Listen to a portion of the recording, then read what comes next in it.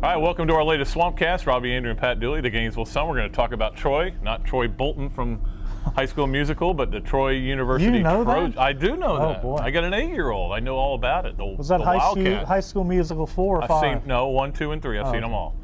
But Troy, this is the Troy Trojans, and of course Florida played them a couple of years ago. They actually scored a lot of points, 31 I think it was. Yeah, lit them up in the second half. Florida couldn't stop their passing game. They couldn't, and it was funny because Tebow was talking about his former teammate who's a wide receiver. Savoy. Yeah, texted him and said, I scored 2 touchdowns in the Swamp. He caught in the second half, and he texted him and mouthed off. So Tebow had to say, well, I scored 28 touchdowns in the Swamps. How about that? But it'll be interesting from this aspect. Troy will throw the ball around. They like to pass the ball. They don't have much of a running game.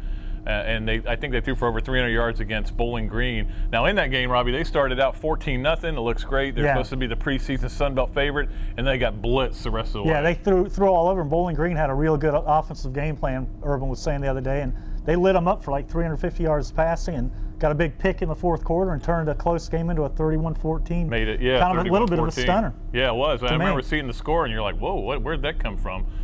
They've had some suspensions and some guys who are academically ineligible, and that's part of the problem defensively for Troy. In fact, from what I understand, we're not going to be able to see one of the great names in all of football. We'll see the name, but not the player. Bear Wolf is one of their linebackers. I thought it was Bear Woods. Bear Woods, I'm sorry. Yeah, you're right. Bear in the woods. He plays the wolf position. That's what it is. Okay.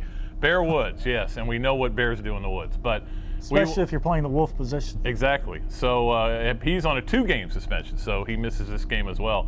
I liked Larry Blakeney the other day. He's actually a pretty good coach, and he was talking about we're playing the best team in the country with the best player in the country and the best coach in America. So it doesn't look good for Troy, but we'll see how it all works out for Florida. Obviously, this is the last real dress rehearsals I wrote in my column for Saturday's paper for the Gators before next week, opening night, really, when you think about Tennessee.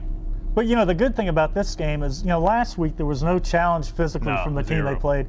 This one, Meyer was saying they have some SEC caliber talent, especially like on the defensive front. So that's going to help them get ready for SEC a week from today or a week from Saturday against Tennessee. It's a little bit more competitive. They need that right now. He keeps talking about SEC talent and NFL prospects. I want to see them. I find that hard to believe on draft day they're going to be going, and hey, there's a run on Troy players. Because I saw that team that came here 2 years ago. They weren't bad. And the one, like you said, Robbie, one good thing is it is a step up. Yeah. It's not a step sideways or down. They're going from a really bad team to a mediocre team. And then, of course, next week, your Vols. Yeah, but at least Florida fans on this one will get to see what the team looks like. Last week they did nothing. No. Two sets on offense, 2 on defense. Charlie Strong was talking about it the other day that they really didn't do anything. He called 2 blitzes the whole game, which is totally unlike Charlie Strong. And we didn't really see what Florida's going to look like. You'll see more of that this week. Now, was he calling Miami's defensive fronts too? Because they didn't blitz the whole game. We could have called those. They just 4-man rush defense with 2 defensive ends out, and well, we'll get into that some other time. But well, it'll be fun to have a noon game and get home. We get a lot of football that night, Robbie. South Carolina, Georgia. You've got LSU, Vandy, and I think Vandy might give them a game. I've said the same thing. If they can score enough points, you know, they have a chance.